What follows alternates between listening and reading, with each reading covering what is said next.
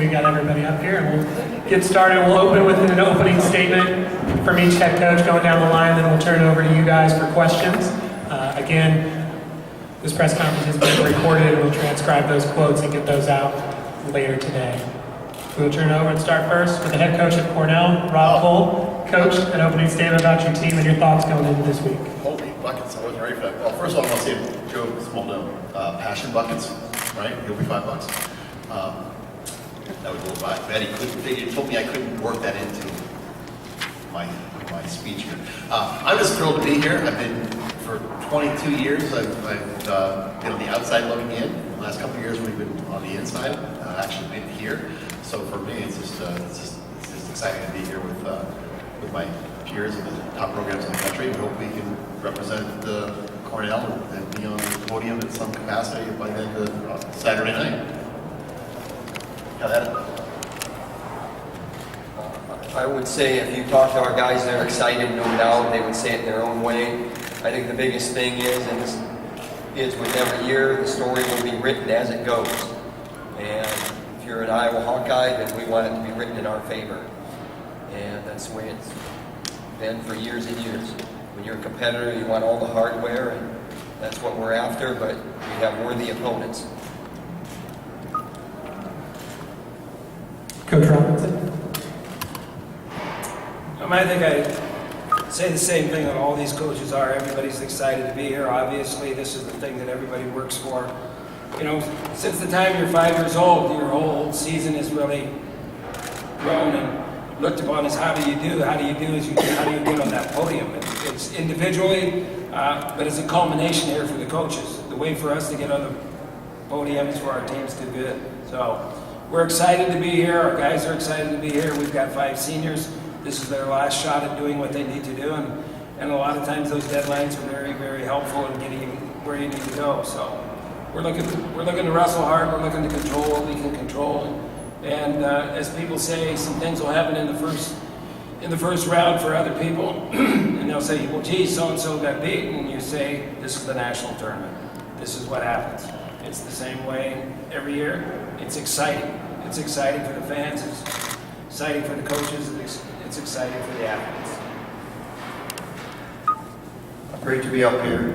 I respect these guys to the utmost, and to be in the state of Missouri at the final of this journey. We've had a fun journey this season, our team, and probably been the most enjoyable season I've ever had, just with how relaxed they are and how much fun they enjoy being together. And just looking forward to this weekend and going out and finishing the journey off, getting a title, getting our first title, which a lot of the media say we can't do. So it's been kind of a chip on our shoulder that, hey, why not? Why not Missouri?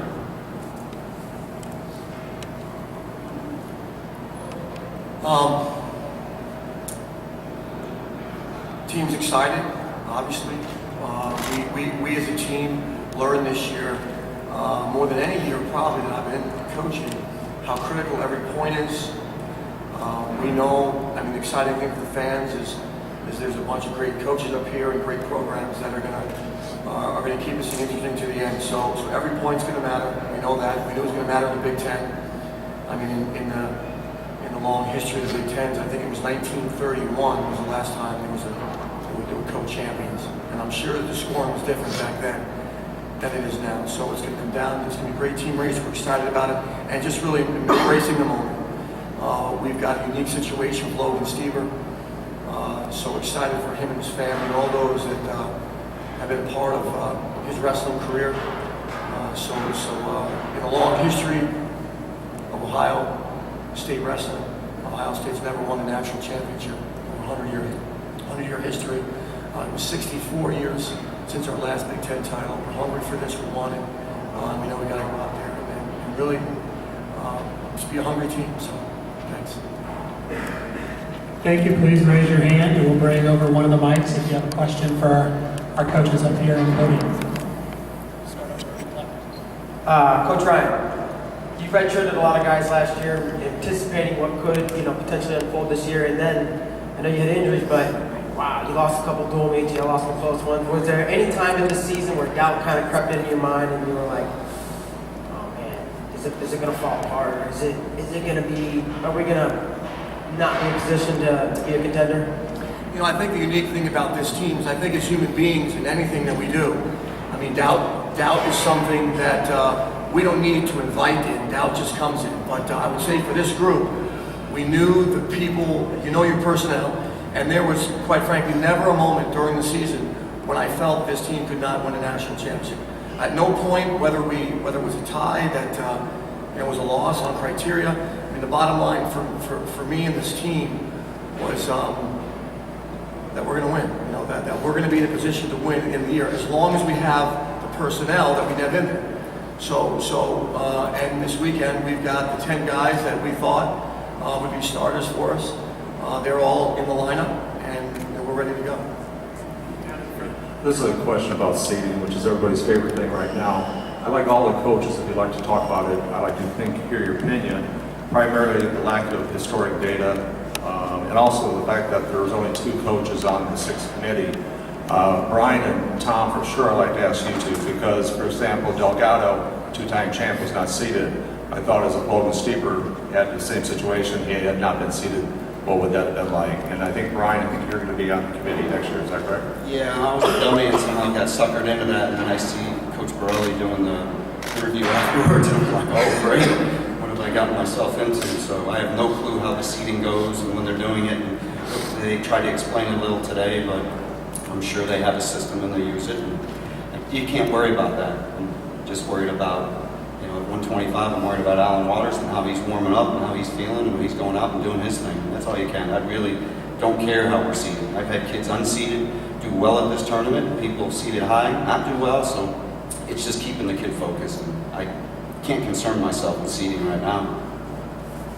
I think that the shocker is just that for a lot of coaches and a lot of fans is throughout the year, you see guys ranked in certain places, and then the last week of the year, it appears as though that ranking was blown up, and out of nowhere you've got these seats. So I think the stunning turn of events based on one weekend is what surprises people. So right now, seeds are to this point are irrelevant. I think after the weekend, I think coaches will get together and we'll look at it and we'll improve it. We know this. We know that the people on the committee did the best job they could. They had information. There was no bias. They did what they thought was right. However, there needs to be change, and we'll focus on that after the weekend. Coach Koll? I'd just like to see the seating applied throughout the year, so we know. So if your kid's 20th, well, if I go out and I get 4 more matches, it'll pop up to 10th. Just apply the seating all year long, so we have a consistency. That's what I'd like to see. Coach Brand? Kind of like Coach Smith. I mean, I know that there's a process. I know they follow the process. I don't think there's intended bias. And right now, once the brackets are laid out, it's really not even about the seeding. It's about the path. And really, it starts with one match tomorrow morning. So I think you could probably improve a lot of things, continue to tweak things, make it better, make the sport better because of that. But my opinion on that is probably more getting ready for what's right in front of us, and that's the competition. Coach Robinson, anything to add? I think what you do is the question really entails 2 parts. The first part is about the seating process itself. As coaches, we heard today, it's a very data-driven in that they have certain criteria that has to meet. I would say the biggest thing that it lacks is the human element, the gut, to be able to look at someone like Delgado and say, hey, what happened in his specific situation? He wrestled in the tournament, he lost to the guy who won the tournament. Why did he forfeit? He forfeited because he wanted to get ready for this tournament. So that's one part of the equation. The other part of the equation is exactly what these guys said. It doesn't make any difference now. Okay? You got to wrestle 5 matches. So even if you draw the number 1 guy, you beat the number 1 guy, you're the number 1 seed. That's the way you have to look at it. And as Tom said, it doesn't really make any difference. Tomorrow, the only thing that's important is who you wrestle and are you going to wrestle for 7 minutes.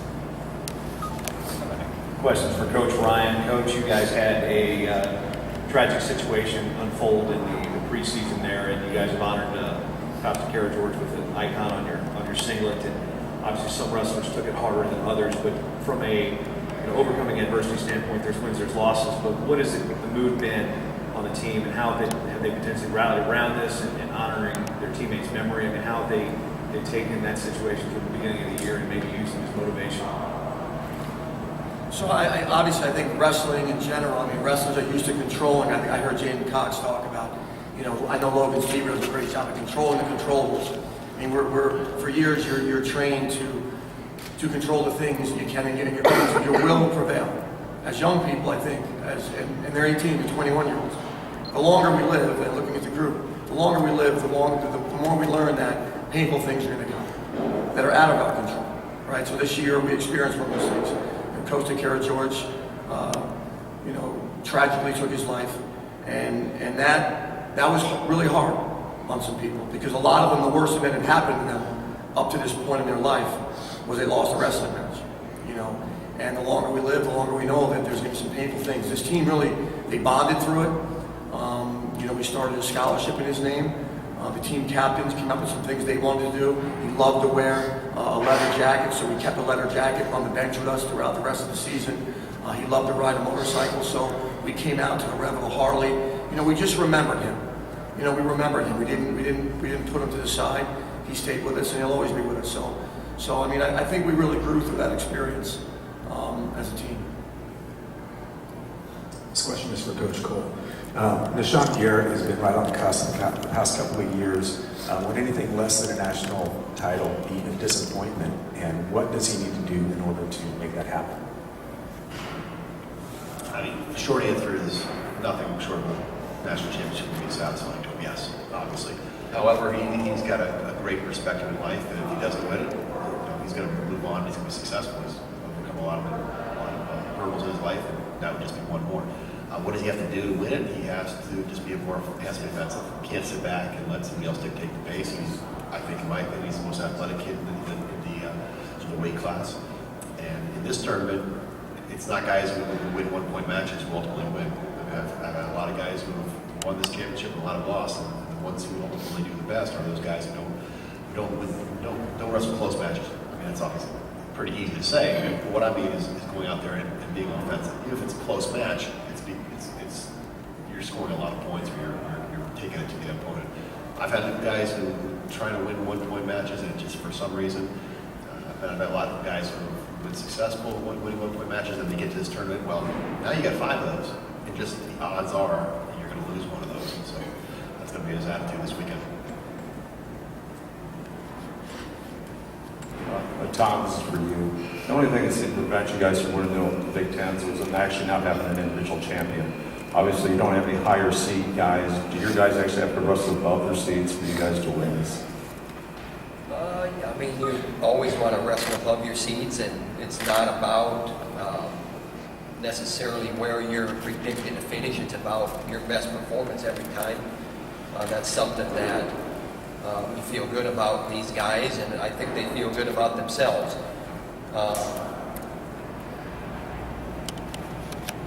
You have a follow-up with that? Because I'm done. Coach Robinson, Dylan was talking about, when he was recruited, he said, they told me J. Rob was still going to be around, and maybe the same way Jason was recruited. Gotta ask, how much longer you got? I don't know. I enjoy what I do. I'll probably just come in someday and say I'm done. But I mean, everybody talks about it. They talk about it a lot in recruiting. Is that how much longer? I don't believe age has anything to do with anything. So I enjoy what I'm doing. Okay. Dylan's been around a long time, just like Jason, like a lot of them. So I mean, it's not something that really concerns me at all. This is for all the coaches, if they'd like to comment or not. A lot of changes going on in college athletics. Big 5 conferences looking for more autonomy, possibilities of expanding investments by colleges in different sports programs, and its effect on wrestling. And whether as one of the coaches of a top Division I wrestling team, you have any thoughts about the changes in college athletics today? Start with Brian. Well, it's an interesting time because I'm in the MAC conference, but we're an SEC school, so it is definitely.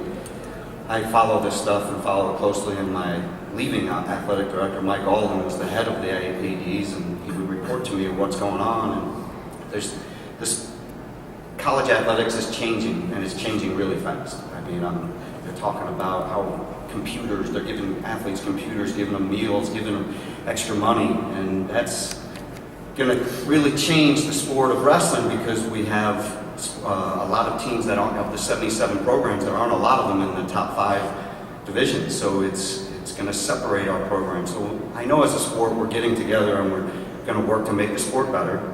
We're going to look at this and see what we can do to keep things on as close to possible as even, but you can't because there's some different things coming in. And our athletes are making an extra money next year. They have free meals all day, and not every school in wrestling has that. So it's definitely going to be we have to look at it. We have to look at it as a sport.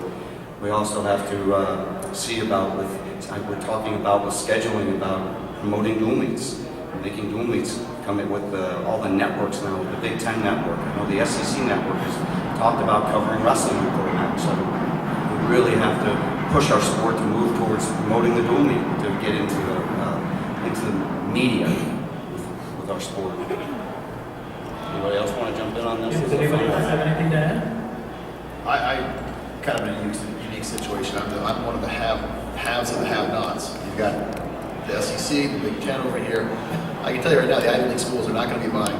They're not going to have the additional meals for the athletes. They're not going to be the computers. They're not going to have a lot of those things in. So we're not going to have that. I think it's not going to help the sport as far as having competitiveness. I don't think you're going to be pushing schools like Cornell out.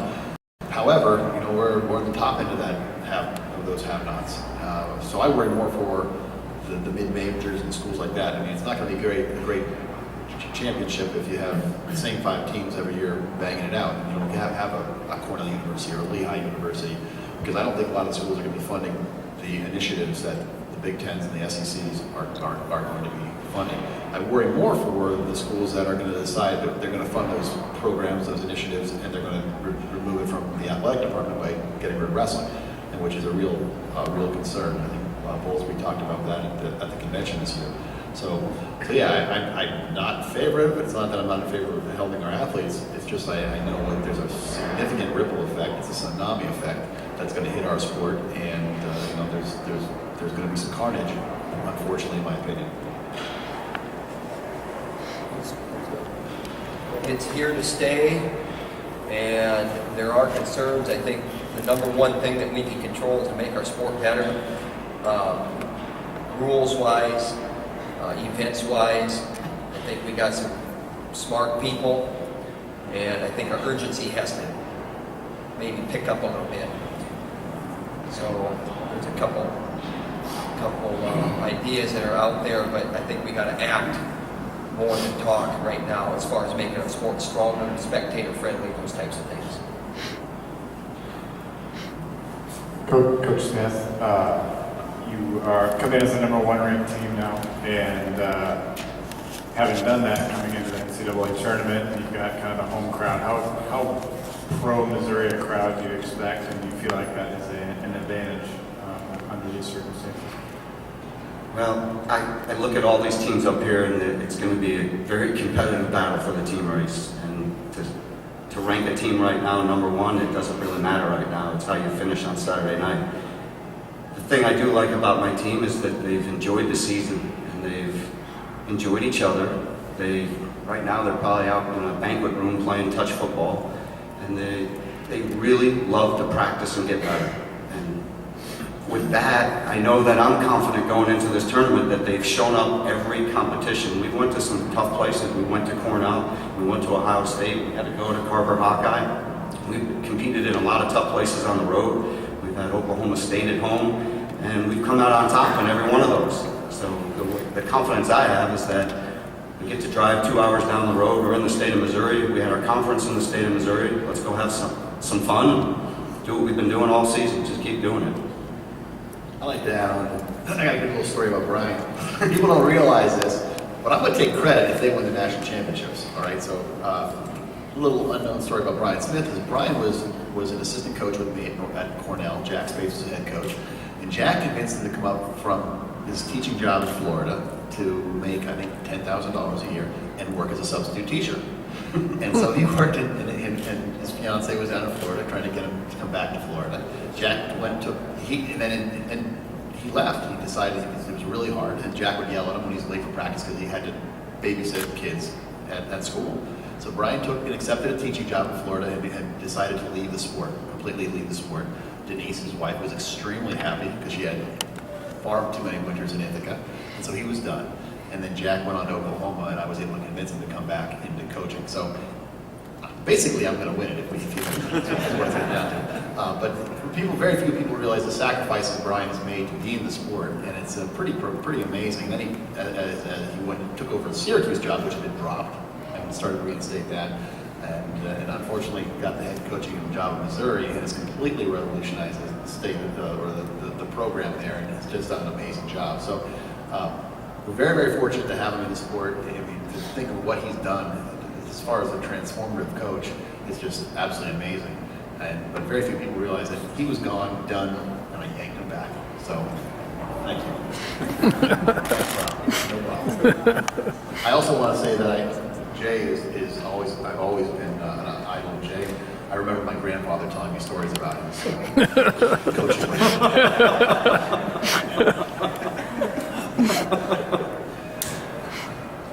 This one's for Coach Brands. You got for the most part, a pretty serious look on your face up here. Do you feel pressure? Maybe, I don't know. Do you feel pressure to be in the Iowa Hawkeyes? How many years you've known me? I mean, I'll ask the question there, and then you answer that, and we'll say, I'm always serious looking, but I'm really happy inside. I mean, how do you want me to answer that question? I'll answer it however you want me to. We're ready to go. We love competition. We have a knock against us that we're too serious, but come live with me for a week, and we'll have a lot of fun.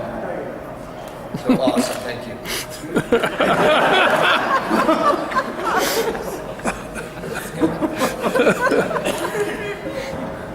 Anybody else? Any other questions for our coaches? This is for any of you guys. Obviously, you're talking about every match and every point mattering. But looking at the field coming in, is this a tournament you think is going to be won on the championship side, or whether it's the depth and the programs that are really going to show up who's going to be the team to win? Because obviously all five of you coaches, some people are predicting you to win this thing. You guys all have a chance to do it.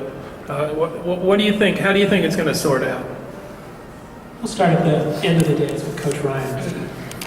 If you look at the seeds, I mean, I think 110 points, you score 110 points, you're certainly going to be in position to win it with that many points. I think the teams that have student athletes that are up by 6 and find a way to get that last takedown and go up by 8, I think this is close enough. If you look at the season and the athletes that each team has, this is going to come down to the wire. So bonus points, I think bonus points could be the difference.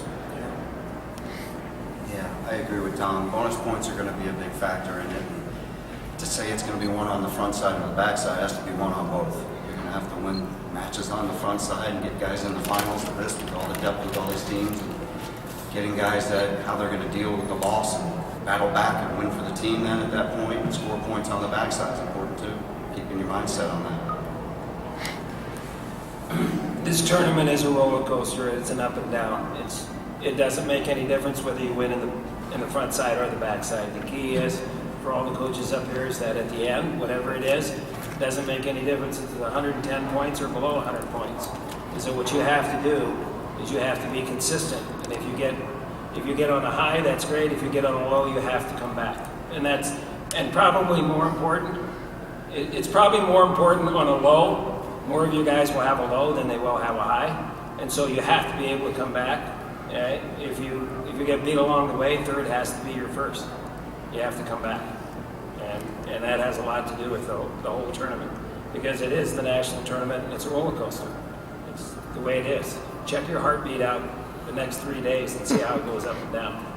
And then check out Grant's, it'll really be fun.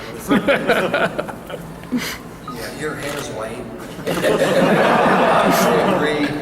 Every point will matter. I mean, I think Tom Wright, he said it in the Big Tens, and that was pretty evident there, and how it finished. And I think what's been emphasized by these three guys, I think every point will matter.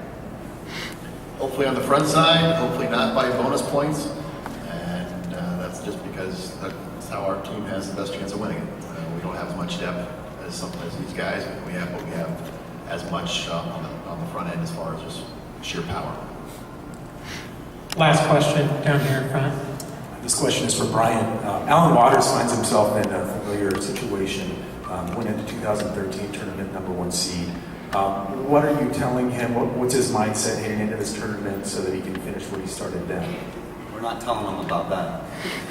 Just telling him to do what he's been doing all season. He's been very focused, and I think last year redshirting was great for Alan because he kind of played the coach, and he was injured for half the season and had us sit on the side with me and watch how we were coaching people and seeing how people were going through the ups and downs of competition, and it really matured them. And I've seen a very mature Alan Waters this year and how to deal with competition and enjoying it. I've seen him smile more this year than I saw him in 4 years. I think being out last year taught him that I need to enjoy this season and embrace what's going to happen now at the end here. Coaches, thank you very much for the time. Good luck to all of you and your teams this weekend. Thank you.